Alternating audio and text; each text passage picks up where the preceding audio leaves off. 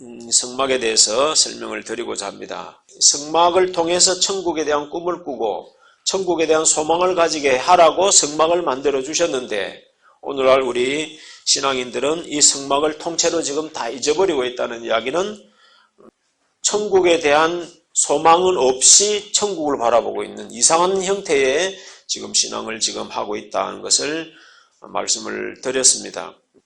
오늘은 그 이야기를 바탕으로 해서 제목이 뭐죠? 지성소의 비밀이라는 제목을 가지고 말씀을 드리겠습니다. 자, 우선 성막을 한 번 더 그리겠습니다. 자, 이 지성소, 여기를 지성소라 그랬죠? 이 아래를 뭐라 그랬죠? 성소라 이렇게 표현을 했습니다. 이제 히브리서 9장에 보면 쭉 설명을 해놨습니다. 지성소 안에는 언약궤가 있는데, 언약궤 안에는 만나가 담긴 항아리와 아론의 상난 지팡이와 언약의 비석 2개가 들어있다 하고 설명을 했습니다. 그 다음에 이제 요게 이제 향로라 그랬지. 향로. 그 다음에 여기가 7의 등대 그랬죠. 그 다음에 여기가 뭐라고 했죠? 12개의 떡상 6개씩 쌓여 있습니다. 그러니까 위에서 보면 2개만 보이죠. 그 다음에 여기가 이제 물두멍, 이렇게 물두멍. 그 다음에 아래가 번제단 이렇게 되어 있고, 그 다음에 여기 이제 테두리가 이렇게 있어요. 테두리가 이렇게 있고, 제단이 있는 이쪽이 이제 입구예요, 입구. 자, 이 성소와 지성소의 관계를 통해서 지금 이 히브리서 기자가 아주 심오한 지금 천국의 비밀 또는 하나님께서 인류 역사의 구원을 이끌어 가시는 프로그램을 이 성막을 통해서 설계를 해 놓으신 거예요. 그러니까 이건 모세를 통해서 설계를 한 건데, 풀이하는 것이 지금 히브리서가 풀이를 하고 있다는 것은 이걸 만들고 난 뒤에 1500년이라는 세월이 지나서야 비로소 이걸 풀이해 주시는 거예요. 이런 것들이 이제 우리가 하나님의 스케일이라는 거예요. 하나님의 구원 계획이나 또 하나님의 어떤 섭리의 계획들은 며칠이나 몇 년 이런 것이 아니라 수백 년, 수천 년에 걸친 계획이기 때문에 우리 인간의 입장에서는 이 하나님의 계획을 따라가기가 너무 힘든 거예요. 이 모형을 만들어준 것이 모세 때고 풀이한 것이 1500년이 지나서 이제 성막을 이제 풀어주는 거예요. 그러니까 1500년 동안 뭔 모르고 제사 지낸 거예요. 뭔 모르고 제사를 지낸 거예요. 하나님의 스케일은 그렇다는 거예요.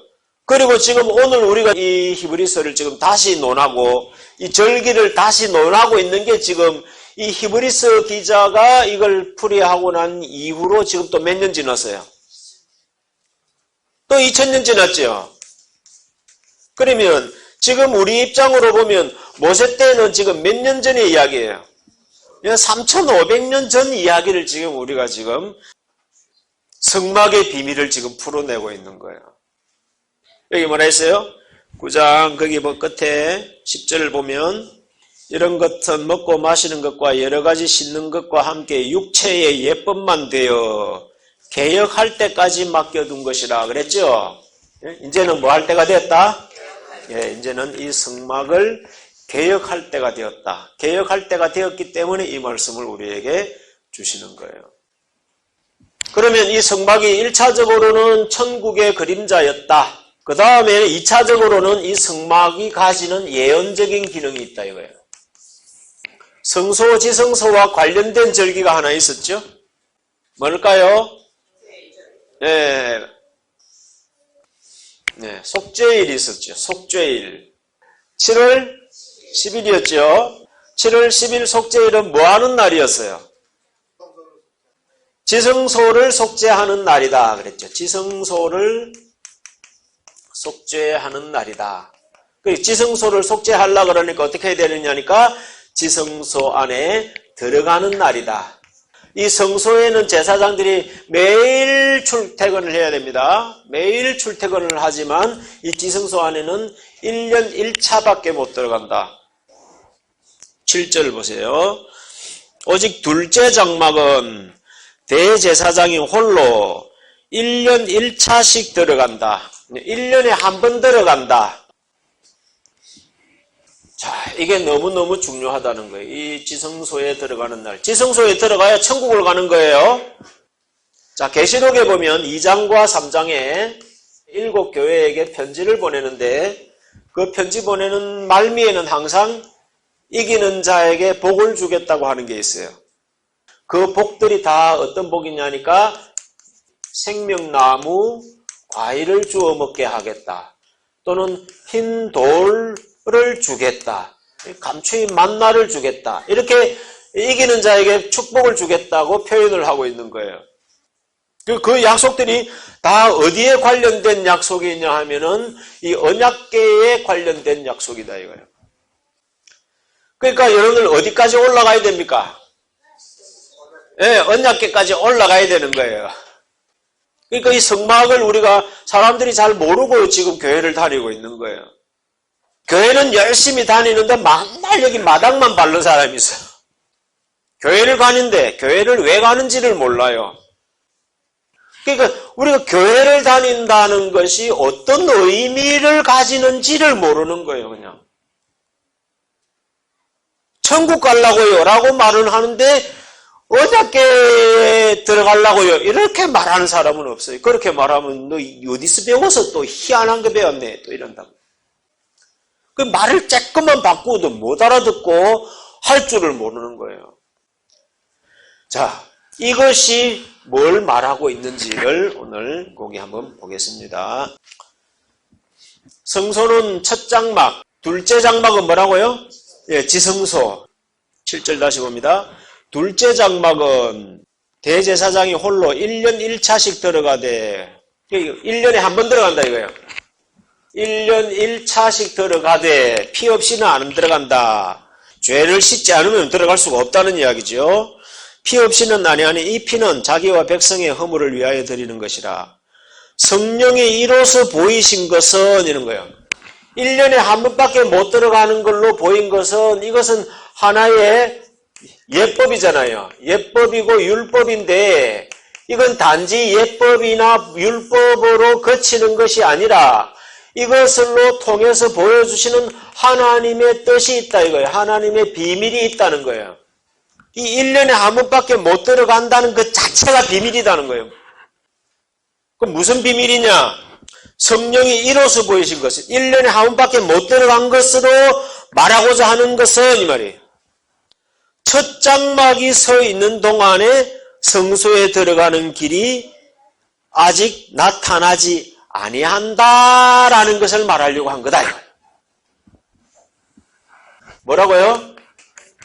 첫 장막이 서 있는 동안에는 둘째 장막에 들어가는 길이 열리지 않는다라는 것을 말하려고 1년에 한 번만 들어가게 했다는 겁니다. 그럼 이건 또 이제 무슨 말이냐를 또 이제 풀어가야 되겠네. 6월절이 안 열리면 오순절이 없는 거고, 오순절이 없으면은 그 다음 역사도 또 없는 거예요. 이런 것처럼 모든 게 순리대로 순서가 있다는 걸 말하는 거예요. 그럼 첫 장막이 서 있는 동안에는 둘째 장막에 들어가는 길이 아직 열리지 아니한다는 것이 뭘 의미하는지를 히브리서 10장으로 보세요. 19절을 봅니다. 19절, 20절.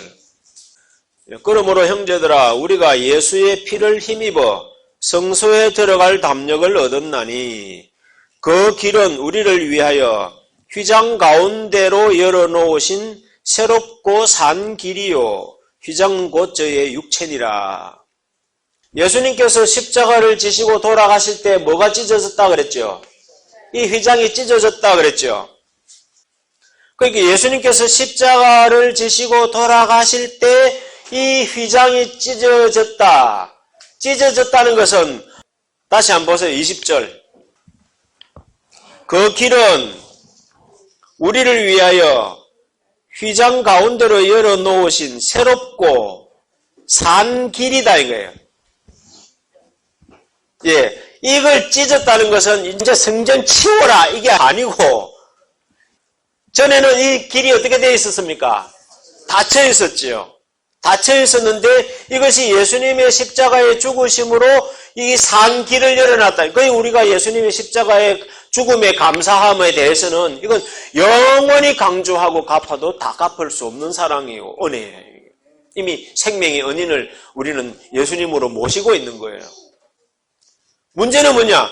예수님께서 여기를 찢어가지고 길을 열어놨다. 길을 열어놨는데 예수는 믿는데 여기는 안 들어가. 누가? 우리 세상에 지금 교인들이 언약궤 앞으로 나아가는 이 길을 열어놨는데 예수는 믿는데 언약궤 안에는 안 들어가는 거야. 왜? 목사님들이 이렇게 안 가르치거든. 십자가 붙들고 있으면 바로 휴고된다. 바로 하늘로 바로 가는 거야. 이런 식으로만 가르치다가 보니까 성경으로 놓고 풀어가면은 이게 이해가 안 되는 거야, 이게. 자, 예수님의 십자가의 죽으심은 무엇으로 나타나느냐니까 이 휘장을 찢으심으로 여기에 들어가는 길을 열어놓으셨다. 지성소 시대가 열렸다는 이야기 아니에요, 그죠? 지성소 시대가 열렸다는 이야기는 이제 성소 시대는 끝났다는 걸 말하는 거예요. 그럼 첫 장막이 지금 끝났다. 첫 장막이 끝났다라고 말하면은 아, 이제 둘째 장막에 들어가는 시대가 됐구나 이렇게 되는 거예요. 그러니까 이 두 개가 동시에 고려시대와 조선시대가 동시에 존재할 수가 없는 거예요. 그러니까 이 성소시대와 지성소시대는 공존할 수가 없다는 것을 말해 주려고 1년에 한 번만 들어가게 했다 이 말이에요. 자, 쉽게 표현하면 첫 장막의 이 성소시대를 예수님의 시대로 비유를 하면 이건 구약시대이고 이건 신약시대이다 이 말입니다. 그럼 성소시대라는 것은 구약시대다 이 말이에요. 신약시대가 왔다는 것은 뭘 말하는 거예요? 이제 지성소시대가 왔다. 그럼 예수님의 십자가의 죽으심은 무슨 시대의 개막을 선포하는 거예요? 지성소시대의 개막을 선포하는 거다 이 말이에요. 자, 이 상황에서 또 누가 연결되느냐 하면은 이제 요한복음 5장 35절을 보세요. 예수님께서 세례 요한에 대해서 이렇게 표현을 하셨어요. 요한은 켜서 비치는 등불이라 너희가 일시 그 빛에 즐거이 있기를 원하였거니와 내게는 요한의 증거보다 더 큰 증거가 있으니 아버지께서 내게 주사 이루게 하시는 역사 곧 나의 하는 그 역사가 그렇다. 자, 여기서 예수님은 세례 요한을 뭐라고 비유하고 있습니까? 예, 켜서 비치는 등불이다 이렇게 표현해요. 켜서 비치는 등불이다. 그러면서 하시는 말씀이 내게는 더 큰 증거가 있다. 그럼 등불하고 증거라는 말하고 이게 뭐 매치가 됩니까? 자, 등불이라는 것은 빛은 빛인데 뭐예요? 희미한 거 아니에요, 그죠? 또 영역도 작은 거 아니에요. 그러니까 등불이라는 것은 빛이다 이거예요. 빛인 빛인데 아주 수준이 낮은 빛이다 이 말입니다. 호롱불과 같은 거다 이 말입니다. 예수님의 빛은 나는 세상의 빛이다. 여기서 말한 빛이다라고 표현한 강조점은 어디 있느냐면 진리의 어떤 가치로 표현한 거예요. 그러니까 세례 요한이 가르치는 신앙적인 깊이와 예수님이 가르치신 신앙적인 깊이는 등불과 태양빛의 차이다 이 말이에요. 더 큰 증거가 있다 이 말이 그 말이다 이 말이에요.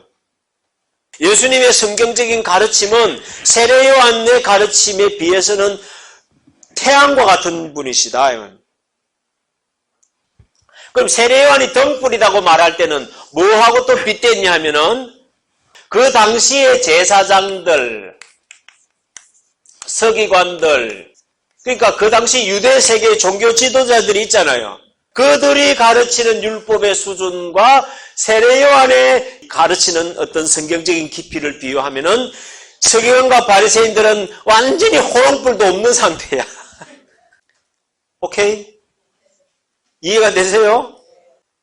그러니까 세례요한과 그 당시의 유대인들 종교 지도자들의 어떤 가르침의 깊이로 비유하자면 이건 캄캄한 밤중에 호롱불 켠 것과 같다 이 말입니다. 아무 빛이 없다가 호롱불이라도 있으면 얼마나 고마워요. 그러다가 태양 뜨면 어때요? 이거 뭐 전기불도 아니야. 예수님하고 세례요한의 깊이의 차이는 호롱불과 태양빛이다 이 말이에요.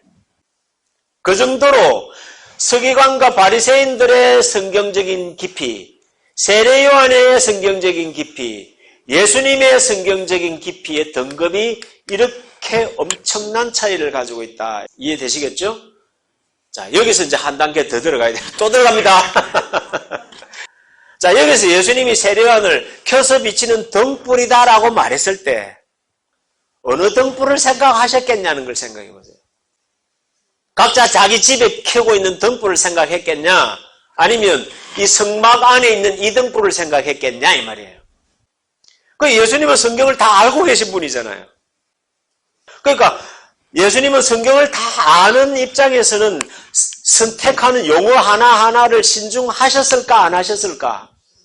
신중하셨겠죠. 그러면 예수님이 세례요한을 켜서 비치는 등불이라고 표현했을 때는 이 성소에 있는 이 등불로 빗댄 거다 이 말이에요. 이해되시겠죠?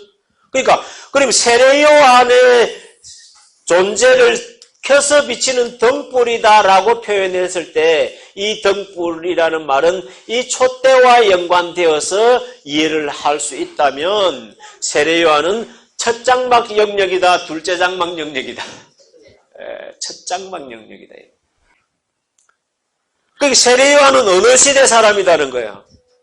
첫 장막 시대에 속한 구약 시대의 산물이다. 구약 시대의 산물이다. 그래서 율법과 선지자는 세례요한 때까지로 끝났다. 이렇게 표현한 거예요. 율법과 선지자는 뭐라고요? 세례요한으로 끝났다라는 이야기는 구약 시대의 마지막 선지자고 영화 제목을 빗대자면 구약의 마지막 황제인 거야. 세례요한은 구약시대 인물이고 이걸 바톤을 이제 예수님에게 바톤을 넘겨주면서 구약시대는 소멸되고 신약시대를 열어간다 이 말이에요. 이것이 이 두 개의 시대가 동시에 존재할 수 없다는 이야기다. 유대인들은 아직도 존재하고 있지만 하나님의 구원 섭리는 이제 유대인으로서는 완전히 끝이 났고 이제 신약의 교회라는 새로운 구원의 매체로 교회라는 이름으로 새로운 역사를 시작한다 이 말입니다. 이게 지성소 시대가 열렸다 이 말입니다.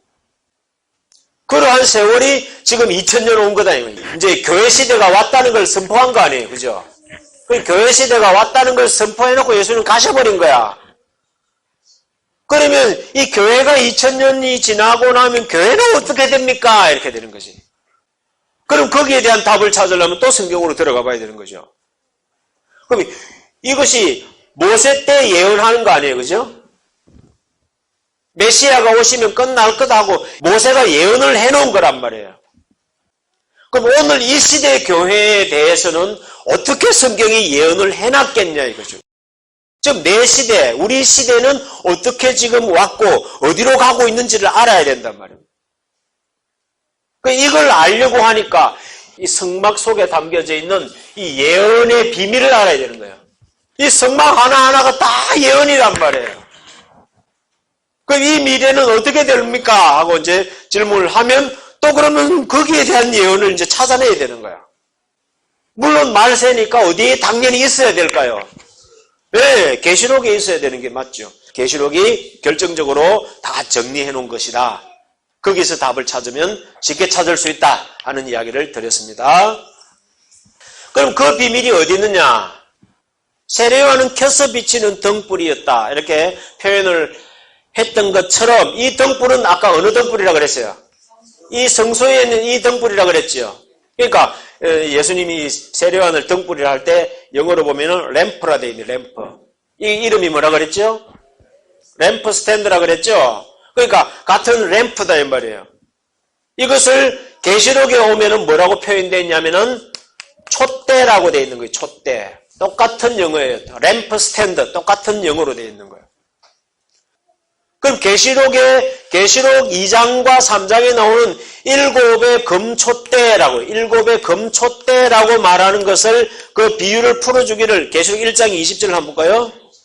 자, 네 본 것은 오른손에 일곱 별의 비밀과 일곱 금촛대라. 일곱 별은 일곱 교회의 사자요. 일곱 촛대는 일곱 교회라 그랬죠? 그러니까 이 일곱의 촛대는 뭐라고요? 교회다. 일곱의 교회다 이 말이에요. 일곱의 교회다. 그러면 계시록 2장과 3장에 나오는 이 일곱의 교회는 언제 교회냐? 이게 초대교회 때 지금 요한계시록이 기록되던 그 요한의 시대를 말한 게 아니다 이 말입니다. 요한 시대의 일곱 교회가 아니라 이건 재림 시대다. 재림 시대의 마지막 때의 교회의 모습이다 이 말이에요. 지금 우리 신학계에서 계시록을 풀어가는 수많은 계시록 학자들이 이 일곱의 촛대를 뭐라고 풀어가느냐 하면은 예수님 이후에 지금까지 모든 교회를 망라하는 상징이다 라고 표현하는 거예요. 그러니까 그렇게 풀면 예언을 푸나 마나 안 풀어도 상관없어. 이 등불이라는 것은 구약의 2000년이 지나갔지만 그 성소 시대를 마감하는 마지막 주자로 세례 요한이라는 사람이 등장한다는 것에 대한 예언이다. 이 등대가. 마찬가지로 이 일곱의 등대가 구약 때는 세례 요한의 출현으로 이게 이루어졌지요. 이제 신약 시대에 와서는 아시아의 일곱 교회가 출현함으로 이 등대가 예언이 이루어지기 시작한다 이 말입니다. 세례 요한의 출발은 구약의 마지막 시대의 출발이다. 고종 황제의 출발은 조선시대의 종말을 고하는 출발이죠. 이해가 되시겠어요? 그럼 세례 요한의 출발은 뭐라고요? 구약시대의 마지막을 알리는 출발이다 이거죠. 계시록에 나타난 이 일곱의 금촛대는 뭐냐? 2000년 동안 계속 있어온 이 교회들을 말하는 게 아니고 또 요한 시대에 있었던 그 일곱의 교회도 말하는 게 아니고 마지막 교회 시대가 끝나고 이제 재림 시대, 계시록 시대, 천년 시대로 들어가는 마지막 서막을 알리는 출발점이 이 일곱 촛대 교회다 이 말이에요. 그러니까 이 일곱 촛대 교회를 누구로 놓고 이해를 하면 되느냐면 세례 요한이라는 사람을 놓고 이해를 하시면은 딱 매치가 되는 거다. 그럼 이제 계시록 시대에 접어들었냐 안 들었냐? 예수님 구약대로 치면 메시아가 오셨냐 안 오셨냐는 것은 등불이 출발했냐 안 했냐를 보면 이제 예수님 오시냐 안 오시냐를 아는 거지. 그럼 재림 시대는 일곱 촛대가 출발했냐 안 했냐를 보면은 재림 시대에 도래했냐 안 했냐를 알 수 있다는 말입니다. 그래서 계시록이 중요하다 이 말이에요. 그리고 성막이 중요하다는 거예요. 이 성막을 풀어내지 못하면 절대로 재림을 풀어갈 수가 없고 못 풀면 재림을 못 맞이하게 돼 있는 거예요. 그래서 깨어있으라, 주야로 묵상하라, 찾고 구하고 두드리라, 의에 목말라라, 주야로 묵상해라고 말하는 거예요. 이 맞박에도 서붙이고 문지방에도 서붙이고 화장대 앞에도 서붙이고 다 서붙이래. 성경 구절을 이제는 막 다 필요 없어. 이제 계시록 한 권 막 독파해버리면 66권이 다 독파가 되는 거야. 그래서 계시록 하나는, 계시록 한 권은 한 권이 아니라 66권의 압축 엑기스다 이 말이에요. 왜? 이제 하나님도 이제 끝내야 되는 거예요. 이제 지긋지긋한 역사를 이제 끝내시고 이제 하나님 구원 역사를 완성시켜야 될 때가 왔으니까 이제는 있는 거 없는 거 다들 추내버리는 거예요. 잘 보세요. 일곱 촛대 교회가 출현을 했다는 것은 이제 교회 시대가 끝날 때가 다 됐구나 이렇게 생각해야 돼요. 그 다음에 이제 촛대가 지나고 나면은 또 계시록에 이제 이어지는 사건이 있을 거 아니에요. 그 사건들을 지난번에 우리가 이 지성소 이름을 정거장막이라고 했던 거 기억나세요? 계시록 15장에서 정거장막이 열리니 그랬다 그랬죠? 그러니까 이 일곱 촛대 교회는 이쪽을 향한 이제 본격적인 역사가 시작됐다 이 말입니다. 자, 지난번에 속죄를 설명할 때 지성소는 어떤 놈도 못 들어가는데 누가 더럽혀가지고 속죄할 일이 뭐가 있겠냐 그랬죠. 그럼 이 지성소를 속죄해야 된다고 할 때는 어떤 놈이 들어가서 더럽혀놨구나. 하나님이 이거 열기도 전에 지가 몰래 들어가가지고 이 깽판 치는 놈이 하나 있는 거야. 그 도둑놈을 잡아야 되는 거야. 자, 그래서 이 계시록의 역사는 이 성막을 놓고 설명하지 않으면 설명이 안 되게 되어 있는 거예요. 그래서 계시록을 쭉 읽어가시면 2장, 3장에 아까 이기는 자에게 준다는 복도 여기 다 있는 것이고 또 사용하는 모든 용어들이 다 이 성막에서 사용되는 용어들을 계시록에서는 계속 쓰면서 계시록이 끝나게 되는 거예요. 왜? 이 성막은 하나님의 위대한 구원 역사를 예언하고 있는 예언서다. 이 성막 자체가 예언서다 이 말이에요. 이제는 우리가 주님 재림을 맞이합니다. 기다립니다. 준비합니다. 라는 그 준비는 첫째는 이 성경을 배우는 걸로부터 준비가 시작되는 거다. 여러분 성경 배우시는 것 자체가 뭐 하시는 거예요? 예, 재림에 관련된 준비를 지금 이제 시작하는 거예요. 모를 때는 아무 마당만 밟고 다니는 거예요. 계속해서. 그러니까 언젠가는 그러면 뭐가 끝나는 시대가 온다? 네, 교회 시대, 교회라는 이름으로 구원 역사를 펼치던 역사는 이제 끝날 때가 온다는 거예요. 구약의 유대인을 통해서 역사하던 구원 역사가 세례요한으로 끝이 났듯이 이제는 교회라는 이름으로 구원 역사를 이뤄온 것이 2000년 동안 해왔는데 이게 어느 시점이 되면은 더 이상 교회라는 이름을 쓰지 않게 되는 거예요. 그 계시록 2장과 3장이 지나면은 이제는 교회라는 이름이 싹 사라져버려요. 1년에 한 번 들어가는 이 성소와 지성소의 관계, 이 관계를 통해서 하나님이 어떤 미래를 예언해 두셨는지 우리가 좀 살펴보았습니다. 오늘 많은 성막에 대한 설명하는 목사님들은 전부 다 교훈적으로 설명하고 끝나버리는 거예요. 예언은 모르는 거예요. 예언은 모르는 거예요. 여러분들 구약도 말세가 세례요한으로 끝났지만 세상은 그냥 돌아갔지요. 여전히 세상은 그냥 돌아가는 거예요. 교회 시대가 끝이 나도 세상은 그냥 돌아가는 거예요. 하나님 구원 섭리만 바뀌었을 뿐이지 세상은 그냥 그대로 돌아가는 거예요. 그 흐름을 따지 못하면은 우리는 교회를 열심히 다니고 죽도록 헌금을 하고 죽도록 봉사를 해도 지금 헛짓하는 거예요. 이 시대의 흐름을 먼저 파악하는 게 중요하단 말이에요. 그래서 지혜롭게 하라는 거예요. 무식하게 용감하다고 막 몸만 들이밀면서 봉사하려 하지 말고 우선 성경부터 배우라는 거예요. 성경을 먼저 봐라는 거예요. 지금 이 설교가 지금 선포되고 있고 세상으로 나가고 있다는 자체가 벌써 시대가 바뀌었다는 걸 알리는 겁니다. 율법과 선지자는 세례요한으로 끝이다. 이게 예수님이 확성기 들고 막 세상에 알리지 않았습니다. 그래서 제자들 너한테만 말하는 거야. 쟤들 끝났어. 그건 끝난 거예요. 자, 이 흐름을 읽어라. 이 흐름을 빨리 읽고 하나님의 법도의 흐름을 빨리 타야 새로운 위기는 곧 기회라고 이 어마어마한 격변의 시대에 우리는 12제자가처럼 120의 그 마가다락방의 열매들처럼 정말 기회를 잡으시고 하나님과 멋진 미래를 열어가시기를 주님의 이름으로 축원드립니다.